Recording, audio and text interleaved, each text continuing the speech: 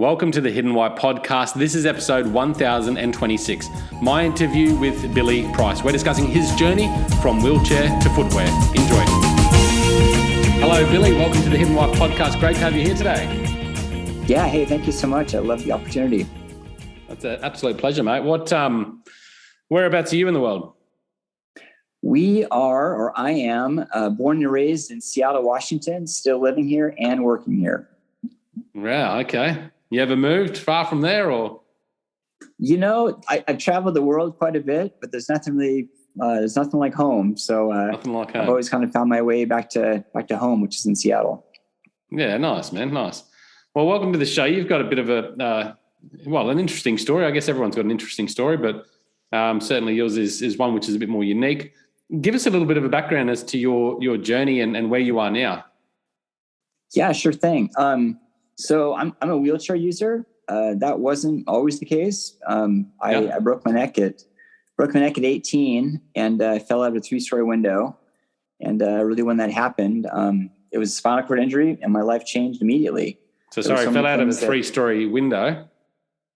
Fell out of a 3-story window, head first fall and to concrete and broke my neck, broke my back. And just a spinal cord injury, and my life just changed in a hurry. Well, it would do. That's amazing. How did you manage to fall out of a window, can I ask? Well, you know, I don't know. I think it was kind of a sleepwalk kind of deal. I never really figured that out. Certainly when I was going through rehab, I asked that question all the time, like, why me? Why did this happen? And it ended up being like more of an unanswerable question. So I just kind of moved on. Wow. Okay.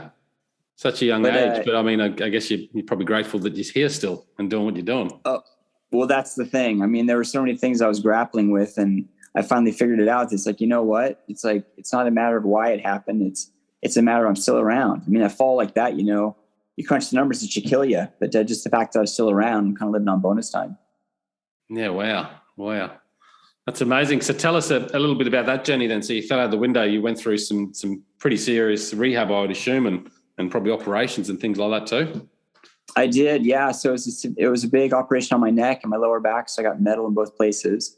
And then I just, you know, that fall left me as a quadriplegic. So it affected all 4 limbs of my body, my hands, my hand function.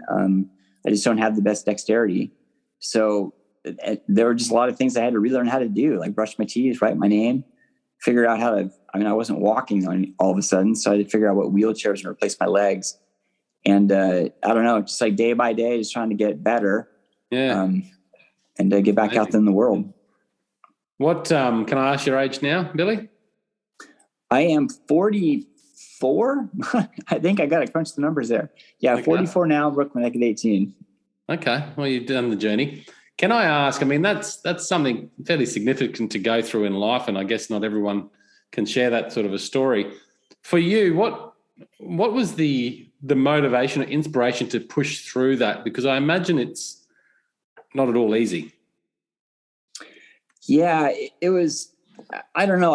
There was just a situation where I started focusing on, it really rooted in like me still being around, still being alive. I mean, when I was in the hospital, all I could think about was the stuff that I had lost. I mean, that's like immediately when you're 18 years old, you know, you're so independent and you're just like kind of bullheaded as well, and ready to take on the world by storm. And all of a sudden I just kind of felt like I was robbed of all that. And so as I'm laying on my hospital bed and trying to figure out what the next steps were going to be, it just took me to a dark place. I mean, I was just really sad about it. Yeah. But then what happened was it was a matter of like a switch got flipped, and I realized that I was still alive for one. I still had a brain.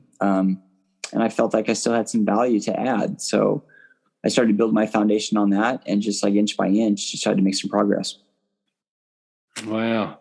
Did you read books or podcasts? I mean, what was your headspace there to push through that? Well, I was in rehab. I was an inpatient in the hospital. So I really focused 100% on my efforts on rehabilitation, getting stronger, figuring out how to use what I still had the best that I could.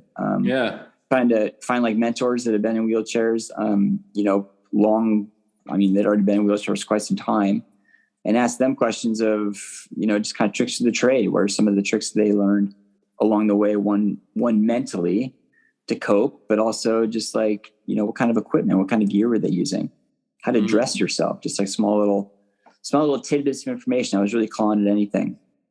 Yeah. That's quite a journey. And now you're running a fairly successful company.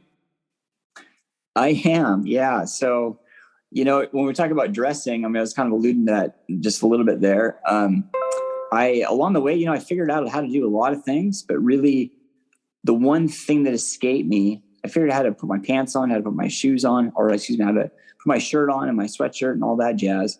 But the one thing I didn't have sorted out was shoes. And on the market, there really wasn't anything that, satisfying my needs. So I teamed with a good friend later on in life that turned out that he was working on a shoe project of his own.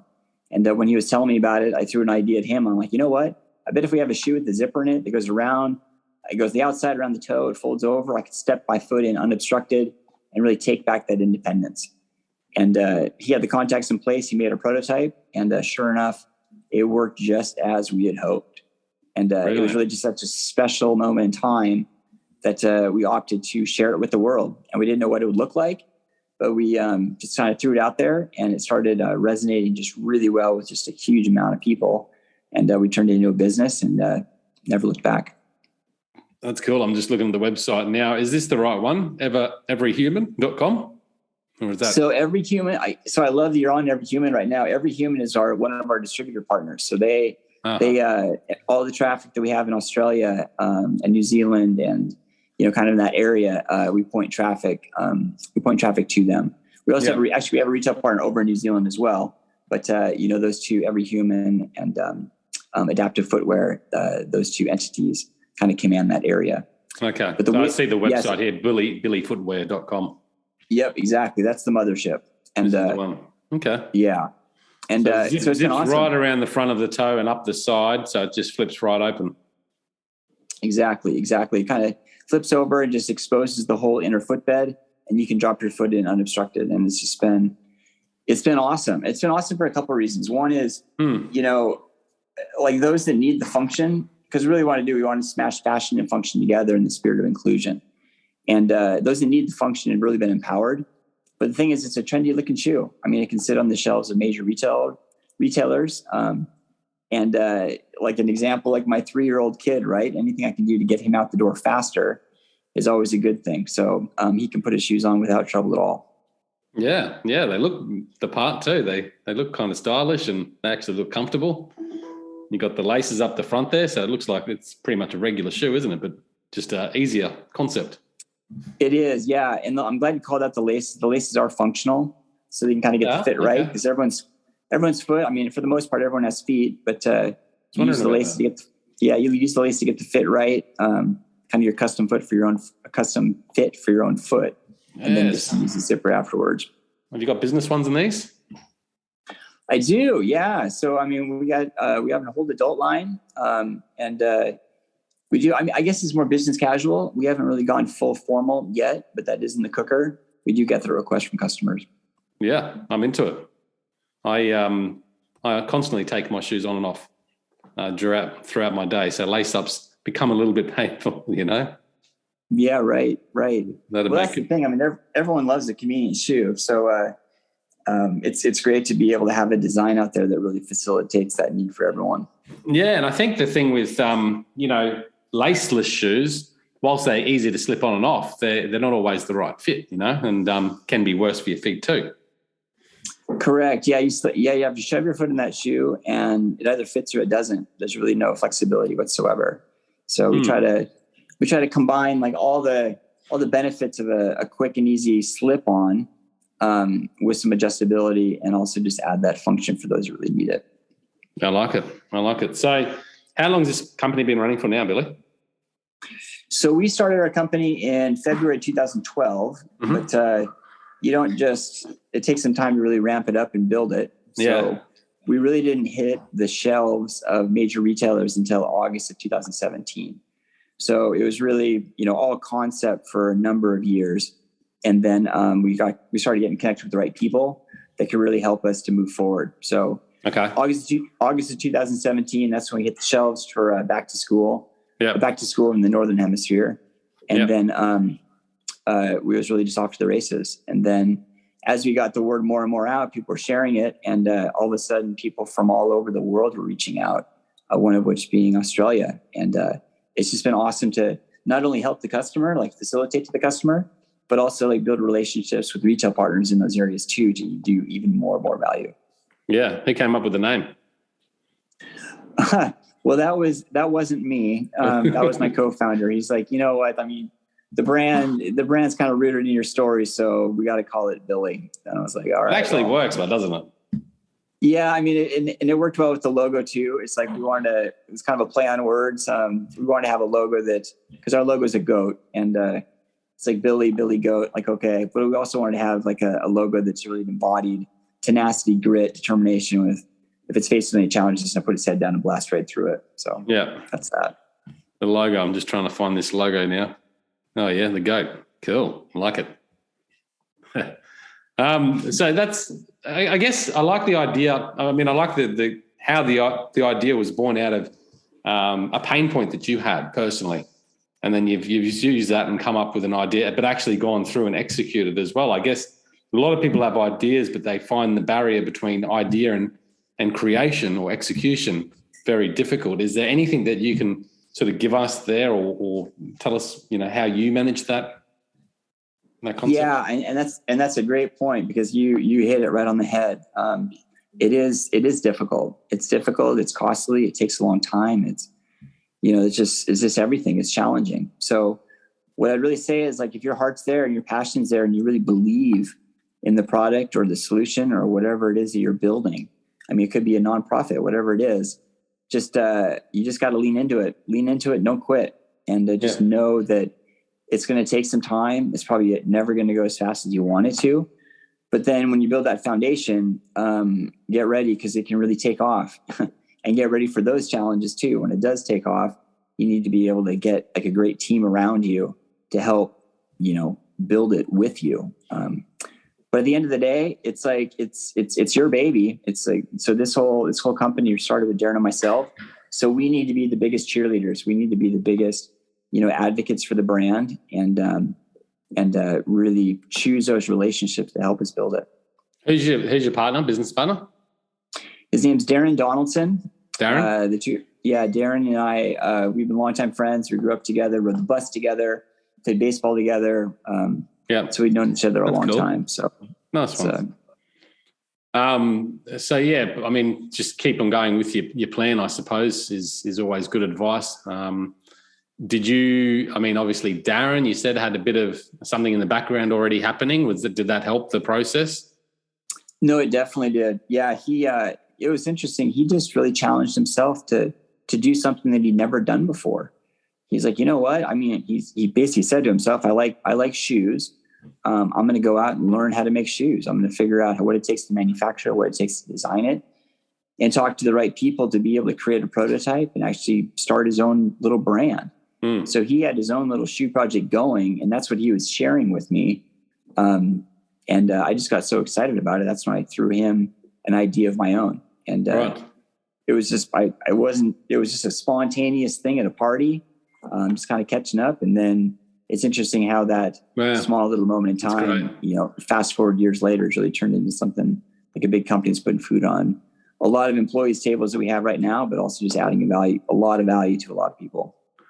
Yeah, but it's one thing to bring up an idea at a party, but then to take it serious and commit to that idea is another thing. So obviously you both found value in the idea to take that next step. Yeah, very much so. And it was a side hustle for a number of years. I mean, we had our full-time jobs we were doing during the day, and we'd work on the shoe project. We basically work 9 to 5 and then work on shoes from 5 till midnight in the weekends.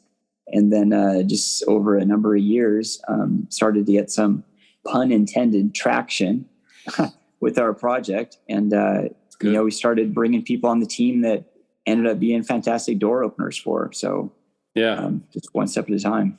So how many years, because you said you had the idea in 2012 and launched it 2017 as a side hustle. I think that's a really important point. A lot of people, we often hear about side hustle, but maybe people don't really appreciate the amount of hours you put in. Now, you were just saying like 5 to 12 and weekends were the time you put in. Is that true? And how long for were you doing that sort of side hustle? Yeah. So I would say we really started doing the side hustle, just fully focused on the shoes for about 3 years.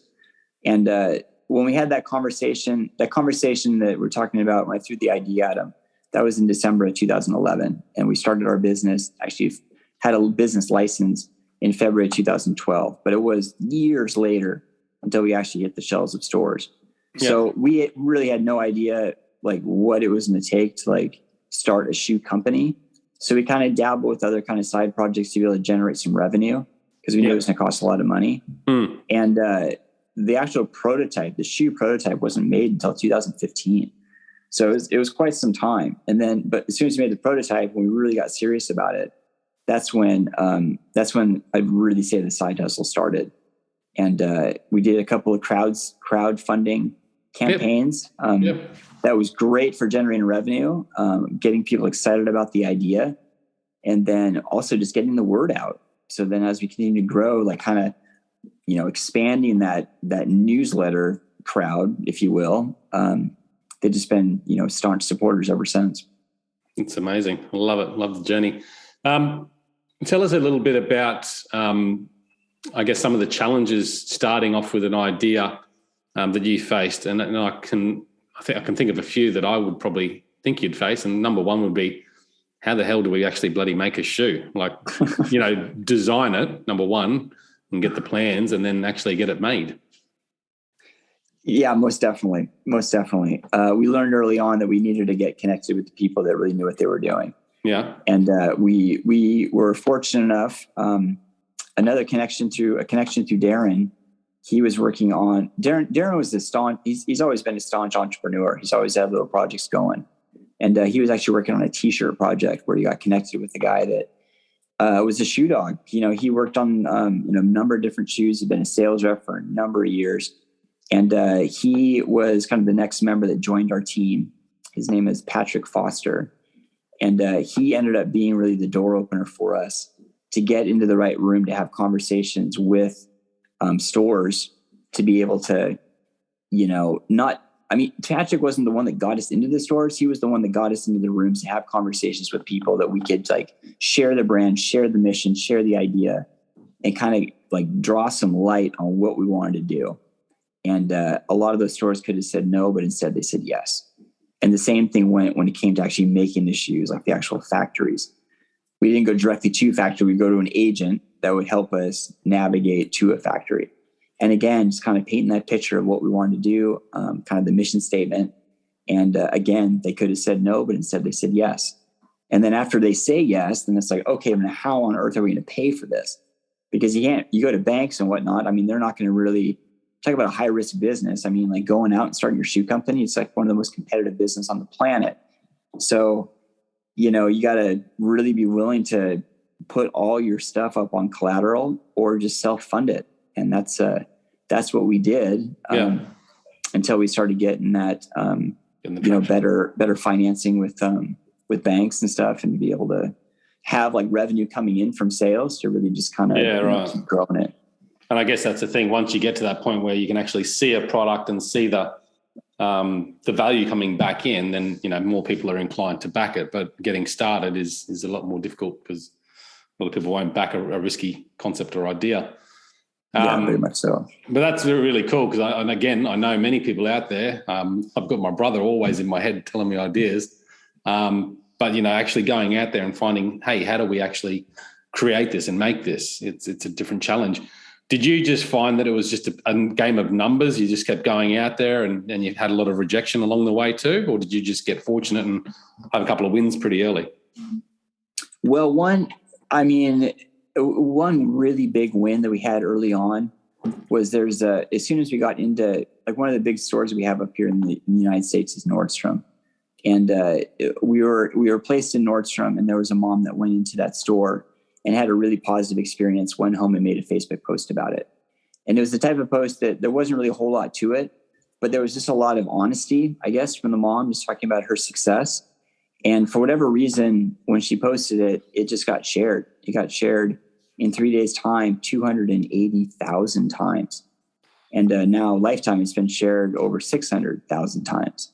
So this was pretty early after we had just hit the shelves of stores. And then all of a sudden you get this post that goes viral. And there were just so many people that were finding out the brand all of a sudden. Now, at that time, we didn't even have an e-commerce site. We were directing all of our traffic. If someone came to our website, we would push all the traffic to our retail partners. Yeah. So our retail partners sold out of all their product overnight. And then it was a matter of like, oh my gosh, they would recognize that this brand they were kind of taking a gamble on. Yeah. They recognized like, oh my gosh, we need to restock and we need to have a deeper inventory. So that viral exposure, really set us up well for success later on. But it was it's still a grind, but it was just like onesie, twosie all the way to that point. And then it just there was a big fire lit under it. That's awesome, man. Awesome. Great range of shoes here. I'm just looking at the Australian side now. The with the, I guess, business now that once you got to that launch point, what did you do to make, obviously the shoe itself is quite a unique product and it was probably no competition, I guess, in what you designed and created there. But as you said before, shoe companies are prolific and it's very competitive. What did you do to position yourself differently? Was it thought about, or was it just let's do this? And well, first off, it was a matter of like we had to be competitive. There's no reason if we were to enter into the market, we had to be able to have a shoe that looked like it belonged next to the big boys. It has to sit next to Converse, Vans, Nike, whatever it may be. And it has to have a price point that, matches that as well. The real delineator, our separating part was going to be the zipper and really like the functionality of that zipper and what it offers up. It's a design, guess it nestles into the shoe well, but it also offers access to the shoe like nothing before. So what we did was we really focused on going in store and just, participating a lot in some of these pop-up events where we go in, like really take the time to like educate the customer, like drive traffic to the site saying, hey, we're going to be in store. And then we'd have like just in-person events to really educate the customer on the difference between our shoes and the other. And as soon as, you can look at the shoe and you can see the zipper, but as soon as you have it in your hand or on foot and you zip that up and you see your entire foot, it ends up being like, oh my gosh, wow, like that's never been done before. And then it's a whole different type of conversation. So, did you start off small there, or did you just go on a road trip and go store by store? How did you also promote that? Well, we weren't in very many stores, so the road trip wasn't that long. Okay. It was kind of a road trip, but as I say, we weren't on very many storefronts, and a lot of them were local, not too far away from where we live. Okay. And then the success from that, then all of a sudden they started expanding into other states, and then we'd have to jump on the plane and go there. But every time it was just a real fun event because you're getting the sales, not only getting the customer excited, but you're getting the sales staff excited. They're having something new to talk about. And then also you'd have customers that would come in that they were able to serve. Sometimes they were able to serve audiences they hadn't been able to serve before. Like all of a sudden someone's rolling in a wheelchair, or someone's coming in with braces, and now they have a shoe that's easy for that customer to put on themselves. Whereas before it was just more like your stereotypical type of, just like ambulatory kid. So it was cool to be able to all of a sudden expand the audience of some of these stores. For those stores as well. Yeah, that's a good point. That's something quite unique. I'm not a huge shoe person myself, but I certainly wear them. But I've never come across, some brand doing shoe examples, or what do you call it, presentations in a shoe shop. So that's a great idea, isn't it? Just thinking about how you can reach the customer differently. That provides not only you value in spreading the name and the customer, but also the supporting store. Yeah. And it's been fun too. Because our path has been really unique, and it's cool because we get a lot of customers that reach out that have, like you were talking about earlier, like they have their ideas and they're like, how do I bring this to market? And it's like, well, someone can ask me about building a business or being an entrepreneur, and we can certainly share our story. Our path isn't necessarily going to be the exact same as their path, but just giving them a highlight of like just the grind. It's really important to like highlight that stuff, and it definitely resonates with them. Yeah, and that grind piece, and the perseverance and the resilience, I suppose, to keep on going is a very important part of the journey. And it, like you said, 2011 or 2012 until now 2022. I mean, that's a fairly good time frame. But now you've obviously seen the hard work paying off. There's no doubt still hard work day by day, but at least it's come to that point where it's certainly paying the dividends. I think it's a wonderful journey and a wonderful story. I really appreciate you sharing it. There's so many more questions I could probably go into, but for now, mate, I've really enjoyed this, and I'm actually looking at prices here on the Australian site. Very affordable shoes. I need a new pair of shoes, and it's not just for people in wheelchairs, I suppose, but for anyone, isn't it? Like, they look fantastic. So, yep, that was the whole premise. We want to take fashion, function, smash together. It really in the spirit of inclusion, but a universal design, something that is convenient for everybody, but really empowers those that needs that function. So, everyhuman.com.au, they are a fantastic partner. We absolutely love Everyhuman. So, I'll definitely point traffic that way. But if you want to come to the mothership, it's BILLYFootwear.com, and on social, it's @BILLY Footwear. Yeah. So I'll put the links in the show notes here. Is there a way that you, obviously you can go to a store and buy a pair of shoes, and I've never bought a pair of shoes online myself, but if I was to look at a pair of shoes, I'm looking at one here now, which is a man's tan suede mesh Billy Comfort Classic. Looks kind of nice. Is there a way that we measure our feet and buy online that makes it easy, or? Yeah, great question. So on our, I don't know where it's located on Everyhuman's website, but on your website, that's where I'm. Yep. So if you're on BILLYFootwear.com, there's a drop down where it says help. If you go to help and you drop down, you'll see a thing that says sizing chart. That sizing chart it's rather in depth. It's probably a more, like, you look at it, you may get overwhelmed. But what we wanted to do is we wanted to try to, give as much information as possible, because a foot is a 3-dimensional object. And then, traditional sizing charts are only 2-dimensional. So you're trying to come up with a 2-dimensional measurement for a 3-dimensional object. So our sizing chart does a lot of circumference measurements around the ball of the foot, as well as more towards the ankle.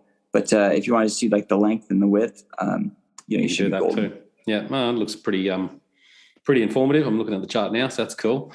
What's next for Billy? It's to keep growing. We got to just keep growing. I mean, we got a lot of SKUs, a lot of ideas in the cooker, and I say we got to keep growing. And I say that not in the spirit of like I want to be this really big business owner. I say that in the spirit of a business that's rooted in trying to add value and make a difference in the world. And in order for us to add value and to make a difference, we need to get bigger, so we have more to contribute. So that's our goal. Yeah. What are your values? Do you have like a mission statement or values as a business? Yeah. I say it enough. I hope I got it memorized. It's we seek to be a brand. We seek to be a brand, more than a brand of success, but a brand of significance. And we do that by adding value and making a measurable difference in the world, one foot at a time. I like it. Mate, I'd love to see a book about your story, because I think it's impressive, and there'd be a lot in your head there, I think, that would be of value to other people. So maybe that'll come one day, and let me know how the journey goes, Billy. I'd love to have you on again one day. Oh, I'd love it too. Thank you so much again. Guys, you can check it all out at thehiddenwhy.com. I think this is episode 1026 with Billy, and I'll stick all the links to our notes in there. So thanks again, Billy, and thanks for listening, everyone. Until next time, peace, passion, and purpose. See you soon. Thanks, guys, for listening to this episode. I hope you enjoyed what you heard. I hope you love what you're hearing. If you like this episode, guys, or any of the episodes that you're listening to here at The Hidden Why, please do me a favor by sharing it. You can share it with your families. You can share it with your loved ones. You can do that by using your favorite social media channels, using the icons on the platform that you're listening to The Hidden Why podcast. Also, guys, if you're a fan of the show, please connect with me. Connect with me at thehiddenwhy.com. I love to hear from you. I love to converse with the people that listen to this show to find out what they enjoy, what they don't enjoy, and perhaps if they have any questions or feedback for the show as well. You can stay up to date with all that I'm releasing here, guys. I do a solo show every Monday, a 3-minute thought every Thursday. I do 2 interviews a week on a Wednesday and a Saturday, and a book review every Friday. You can stay up to date with all that by subscribing to my newsletter at thehiddenwhy.com. Just enter your email address there, and also subscribing to the podcast on the platform that you choose to listen to your podcasts. You can also support the show, guys, by using the Amazon links at thehiddenwhy.com. So if you like books, you can get all the books that I review there, and anything else really that you like to purchase through Amazon. So use that link, it helps support the show. And we've also got a deal with Audible, guys. Audible is a fantastic way to listen to all your favorite books. We've got a deal with them so you can get 2 free books when you subscribe, or subscribe to a 30-day free trial. So check that out again at thehiddenwhy.com. Guys, that's it from me. You know what to do. Go out there, breathe more passion into every single moment. Do everything with greater purpose. And in doing so, you will discover your hidden why. This is The Hidden Why. My name is Lee Martinuzzi. Until next time, peace, passion, and purpose. See you soon.